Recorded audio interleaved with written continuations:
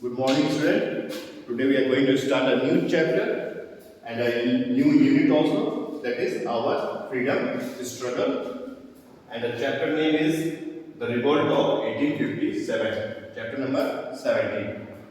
Revolt मतलब बेटा क्या होता है? रिवॉल्ट मतलब बेटा होता है क्रांति। क्या होता है? क्रांति। अब क्रांति क्या चीज होती है? देखिए बेटा, जब भी किसी भी सरकार या किसी भी पक्ष के खिलाफ हम हर चीजों को साथे, कोई भी चीज उनकी साथे एक कोई चीज बाहर निकलती है, एक कोई गुस्सा बाहर निकलता है, उसको क्या बोलते हैं? रिवॉल्ट, क्रांति। ठीक है, क्रांति, revolt of 1857। The revolt of 1857 को बेटा हम लोग फर्स्ट इंडिपेंडेंस मूवी करते हैं। फर्स्ट इंडिपेंडेंस इसलिए करते हैं क्योंकि पहली बार भारतीयों ने अंग्रेज के खिलाफ आवाज उठाई थी। ठीक है, 1857 में, और हमारा देश कब आजाद हुआ था? 1947। ठीक है, आज हम 1857 के बारे में, क्रांति के बारे में पढ़ाई करेंगे। India was known for its riches in the ancient times.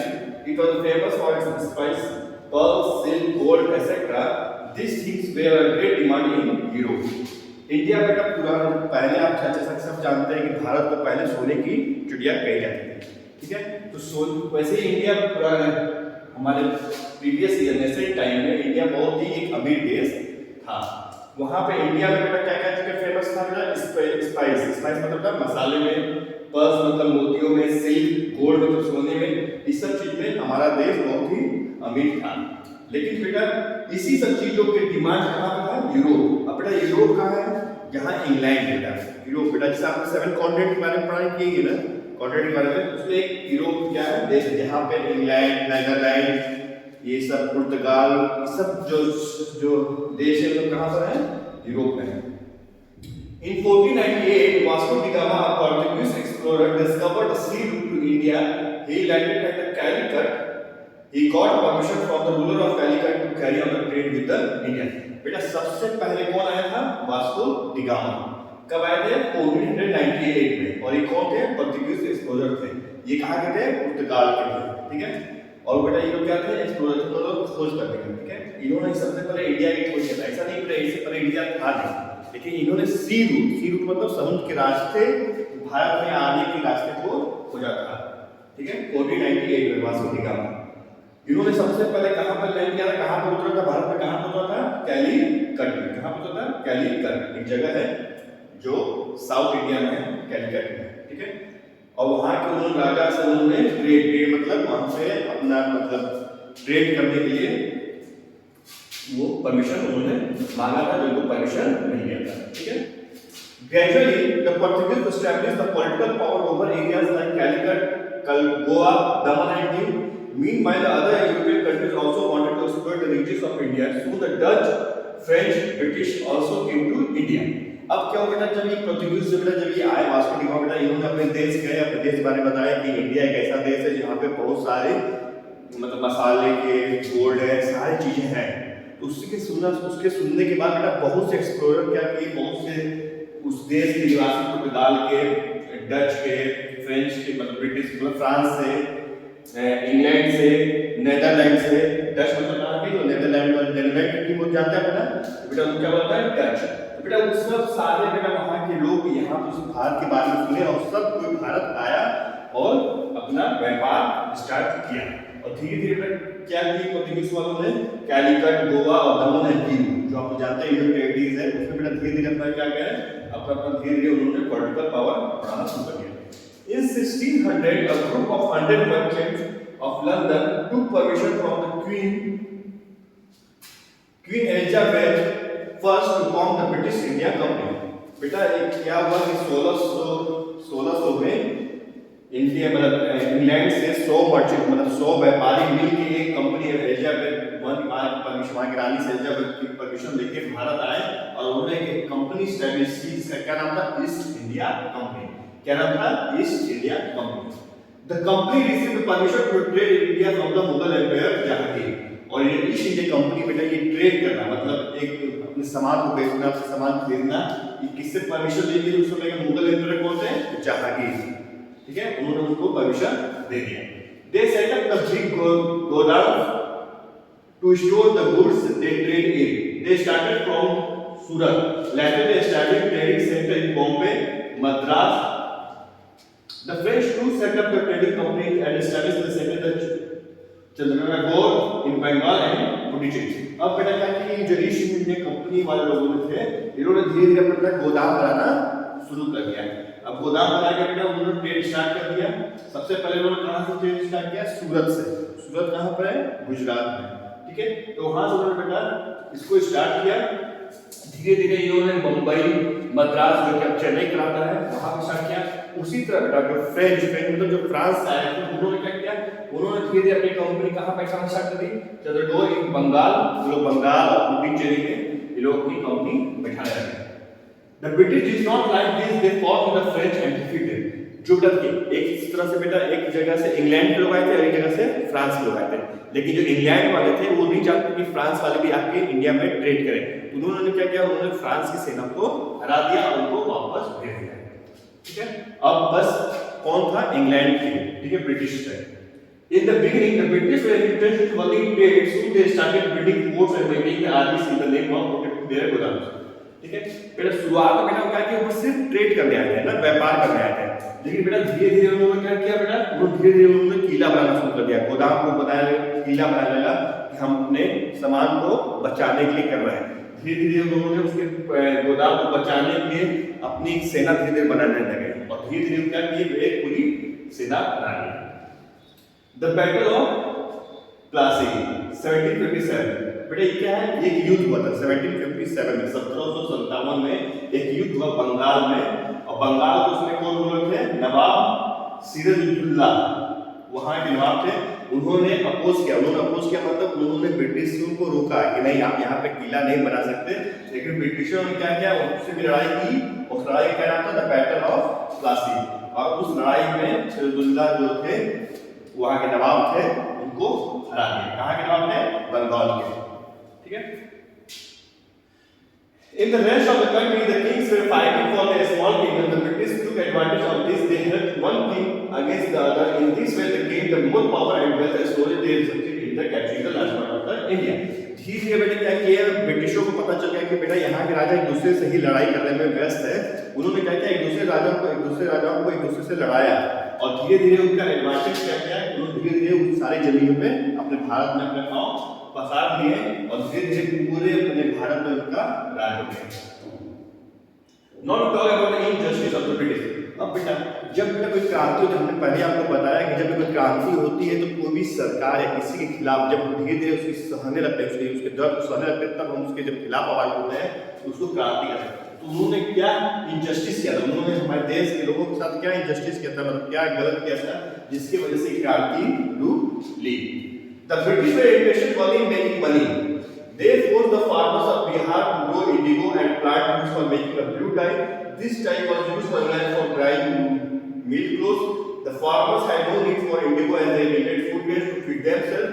They were forced to sell indigo to the British at a low price. As well, the Indian farmers became very poor. Similarly, there was a various forced to sell their goods at a very low price. बेटा धीरे-धीरे अंग्रेजों ने क्या किया? बेटा यहाँ के जितने किसान थे, सबसे पहले उन्होंने किसान को टारगेट बनाया. यहाँ के जितने किसान थे बेटा उनको अनाज बोने से मना कर दिया और उन्होंने क्या उसको बोने के कर दिया? इंडिगो. ठीक है, इंडिगो बेटा क्या होता है? नील. जो आप नील जानते हैं ना, उस नील को बोने के लिए उन्होंने कहा कि नील आप बोइए, आप कोई अनाज नहीं बोइए.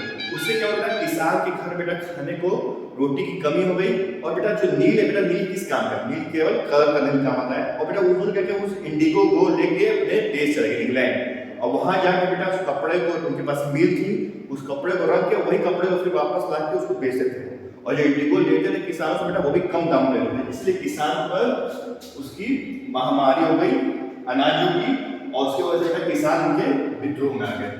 उसी तरह बेटा the Indian cottage industry is also victim of the British greed. अंग्रेजों के लालचीपन में बेटा जो भारतीय जो इंडस्ट्रीज थी वो भी उनको भी दिक्कत है. उन्होंने क्या किया बेटा? Britain did not grow cotton due to cold climate, but they had a big cotton textile mills which required cotton. So the cotton was brought here to low price and sent to Britain. In return, the cloth was sent back to India and sold in India. The Indians had to buy this cloth at high price. The British did not allow the Indians to start their own mills or factories. अंग्रेजों ने बेटा क्या किया? पहले यहाँ के जितने मिल मालिक थे उनको तो पहले फैक्ट्री सब बंद करवा दिया. उन्होंने क्या किया बेटा, वहाँ पे बेटा ठंडी हमेशा ठंडी रहती है, तो वहाँ पे बेटा कॉटन हमेशा नहीं होता है। उन्होंने क्या किया, उन्होंने कॉटन यहाँ पे दामों में खरीद के, सस्ते दामों में खरीद के वहाँ पे मशीन से कपड़ा बना के और उसी कपड़े को ला के हिंदुस्तान में बेचते थे, जो कि हाई दाम में बेचते थे। और यहाँ की कोई मिल और फैक्ट्री को बनने उन्होंने नहीं दिया। इससे मिल जो फैक्ट्री के जितने व्यापारी थे वो भी गुस्से में थे, किसान हो गए, व्यापारी भी गुस्से में थे। नेक्स्ट उन्होंने क्या किया, the British made unjust law to take control of more and more kingdom. One such law, the doctrine of lapse, which said if the king died without a natural heir or son, his kingdom would be taken over the British. अब बेटा एक और उन्होंने क्या किया बेटा, उन्होंने एक नया कानून लाया बेटा, doctrine of lapse. Doctrine of lapse में बेटा क्या था, वो अगर कोई राजा अगर उसका कोई लड़का नहीं है, तो अगर वो लड़का अडॉप्ट किया है या लड़के को किसी गोद किया है, तो वो उसको उसका उत्तराधिकारी नहीं मानते थे। वो क्या करते थे, वो उस राज्य को अपने में शामिल कर देते थे। उनका ये कहना था कि अगर राजा का कोई लड़का नहीं है तो पूरा राज अंग्रेजों का हो जाएगा। तो इससे बेटा बहुत राजा जो थे वो उनके खिलाफ है। जैसे रानी लक्ष्मीबाई थी बेटा, रानी लक्ष्मीबाई का बेटा लड़का नहीं था, ठीक है, उनका खुद लड़का नहीं था, अडॉप्ट किया लड़का था। तो इसकी वजह से बेटा रानी लक्ष्मीबाई का भी उन्होंने झांसी को लेने की कब्जा की। तो रानी लक्ष्मीबाई भी बेटा इसीलिए आवाज उठाई कि उनके बेटे को उनका हक दिया जाए, ठीक है। ऐसे बेटा बहुत सारे राजा बेटा जो इनके खिलाफ भी हो गए। तो बेटा thus the former trades kings were dissatisfied with the British rule and they wanted to outside the British from the India. तो बेटा जितने किसान थे, व्यापारी थे, राजा थे, ये सब अंग्रेजों के धीरे धीरे कहीं ना कहीं खिलाफ होते चले गए। Now we talk about the revolt of 1857. अब बेटा 1857 में क्या हुआ, 1857 में बेटा क्या हुआ? The revolt of 1857 is called the first war of independence. यही सी बेटा रिवॉल्ट, इसे 1857 की जो पहली क्रांति थी उसको ही सबसे पहला आजादी की लड़ाई का माना जाता है। It is a very important time of in our history, और एक बहुत ही महत्वपूर्ण घटना बेटा हमारे इतिहास का है। मंगल पांडे ने Indian soldier in the British army fired the first shot of the revolt of 1857 on the 29 मार्च 1857। बेटा एक मंगल पांडे, एक मूवी भी देखिएगा, मंगल पांडे का है बेटा, उसमें कुछ नहीं है बेटा। मंगल पांडे बेटा एक मंगल पांडे थे बेटा, जो उन्होंने क्या किया बेटा, उन्होंने अंग्रेजों का खिलाफ किया। किस चीज को लेके बेटा, वो क्या करते थे, जब पहले एक बंदूक आती थी, ठीक है, उस बंदूक का नाम था असॉल्ट में कुछ था, लेकिन बाद में उस बंदूक का बेटा नाम एनफील्ड करके आया। The new rifle is called Enfield. Enfield करके बेटा एक राइफल आया बेटा, उसमें जो बेटा कारतूस होता है, गोली होती है, वो किसके था, उस गोली के ऊपर एक क्या होता है, जो चर्बी लगती थी, ठीक है, ताकि उस पर मूर्छा ना लगे। तो चर्बी बेटा किस चीज का बना होता था, या तो गाय या तो सुअर के मांस का। तो बेटा गाय हिंदू के पवित्र और मुस्लिमों के लिए क्या था बेटा, सुअर एकदम मतलब खराब चीज थी, ठीक है। इसके खिलाफ बेटा मंगल पांडे ये लोग जाके उसी चर्बी का बना के भेजते थे। तो मंगल पांडे ने इसके खिलाफ आवाज उठाई और बाद में उन्होंने अंग्रेज के 2 अधिकारियों की हत्या कर दी। इसके बाद ये पूरा रिवॉल्ट स्टार्ट हुआ। The revolt was started by the Indian soldiers with the British army. सबसे पहले अंग्रेजों के खिलाफ जो आवाज उठी कहां से उठी, इंडियन सोल्जर्स मतलब आर्मी उठाई। The reason of the revolt was the following incident. अब बेटा इंसिडेंट यही था, जो एक रीवर उठा कि मतलब जो गाय और सुअर के मांस का जो कवरिंग बना हुआ है, वो गाय और सुअर के मांस बना है, और दोनों हिंदू मुस्लिम इसके खिलाफ हो गए। और उसके बाद फिर ये पूरे हर जगह revolt. The revolt started in the Meerut. सबसे पहले कहां पे स्टार्ट हुआ, मेरठ में स्टार्ट हुआ, फिर it's spread to other part. Meerut के बाद ये पूरे देश भर में ये फैल गया और धीरे धीरे जाके इस सब को इनका खिलाफ करने लगा। जैसे रानी लक्ष्मीबाई, बहादुर शाह जफर, रानी टोपे, बेटा टोपे, इस सब बेटा के खिलाफ होने लगे, ठीक है। और बेटा ये लोग दिल्ली तक पहुंच गए और दिल्ली में इन्होंने एक अपने बहादुर शाह जफर उस समय जो थे उनको अपना लीडर डिक्लेयर कर दिया। इसमें बेटा कुछ और लीडर थे, जैसे परिता टोपे, नाना साहेब, कुंवर सिंह जो बिहार में थे, लियाकत अली, रानी लक्ष्मीबाई झांसी में थी, बेगम हजरत महल अवध ये यूपी के में थी। ये सब आवाज उन्होंने उठाया।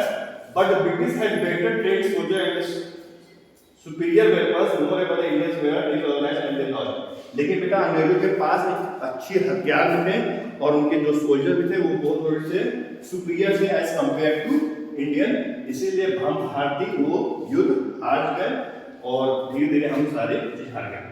इसके बाद बेटा क्या हुआ, सब प्रेशर मतलब इसके बाद इस क्रांति के बाद क्या हुआ, अंग्रेजों ने क्या किया बेटा, the British suppressed the revolt very slowly. उन्होंने इस पूरे क्रांति को बहुत ही अच्छे से दबा दिया, बहुत ही अच्छे से मतलब कि बहुत ही क्रूरती से उन्होंने दबा दिया। मेनी इंडियंस आर एक्सपेक्टेड ऑस्ट्रेट टू द जेल, बहुत सारे जो भारतीय लोगों को जेल भेज दिया गया या उनको फांसी दे दी गई। Bahadur Shah Zafar was assigned to Burma, और बहादुर शाह जफर जो उनके लीडर थे इंडियन के, उनको कहां भेजा गया? बर्मा, जो कि अब म्यांमार का होता है। In this process the East India Company also came to it, और जब ईस्ट इंडिया कंपनी थी, इसी 1857 के बाद ईस्ट इंडिया कंपनी को बंद कर दिया गया, और ईस्ट इंडिया कंपनी की जगह बेटा ब्रिटिश गवर्नमेंट पूरी जो उसकी थी उसका पूरा पावर अपने हाथ में ले लिया। The British government took over the resign of the power from the East India company and the governor general was henceforth called the viceroy, और जो गवर्नर जनरल बेटा उनको फिर क्या कहने लगा गया? वाइसरॉय। और धीरे धीरे बेटा फिर ये अंग्रेजों ने हमें फिर राज किया, but there was no change in the condition, और भारतीयों के कंडीशन में कुछ चेंज हुआ, भारतीयों को वैसे ही जुर्म होते गए।